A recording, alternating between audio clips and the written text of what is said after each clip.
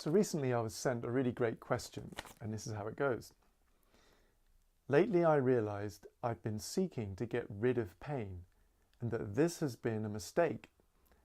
Yet I don't think I understand about being a seeker in that case.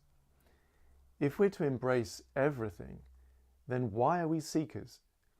But if we're going to challenge the way we are, then we need to seek for something, don't we? So, where should our seeking come from, if not from wanting to avoid suffering?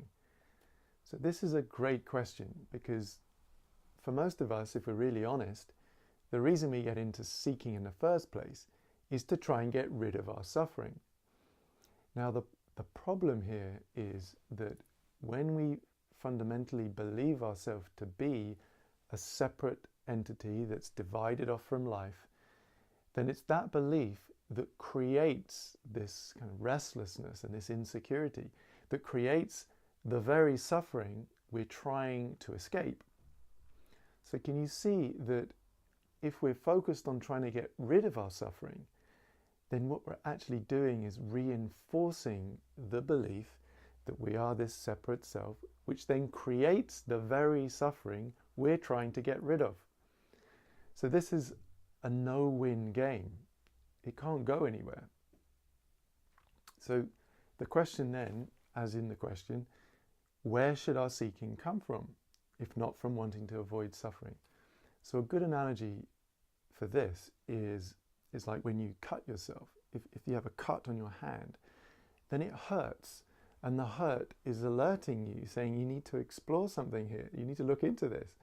So similarly, our psychological suffering is like a hurt, and it's saying you need to look into this.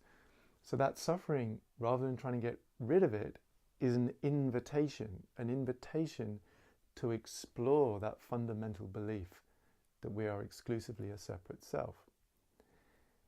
Now, when we do that exploring, which is what we do all the time on the workshops and retreats, we start to discover that actually what we are, what our immediate experience reveals, is that what we are is this open presence. This presence that's hearing the sound of my voice now, that's seeing these images of color on the screen, that's actually being this entire experience of right now.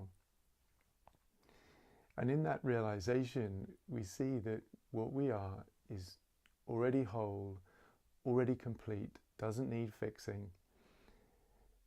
And it's from there that our relationship with this, what we're calling suffering, completely changes. A good analogy again is a child. So if you come across a child and they're shivering with fear and curled up in the corner, hiding away, you don't deny them and try and get rid of them.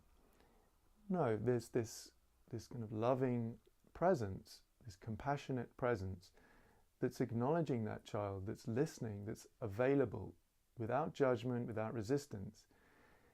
And slowly that child senses that presence and starts to open, starts to turn around their gaze, and then maybe we meet their beautiful eyes and we say hello, hello, welcome, I love you. And then that child can start to open and soften, and then we start to rediscover all of those childlike qualities of joy, of exuberance, of vitality.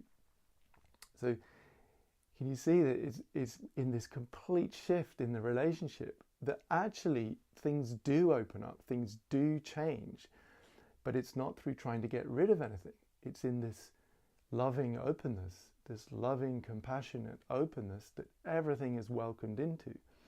And then we discover all these qualities of our essence that we can now live with, that are now available to express in life.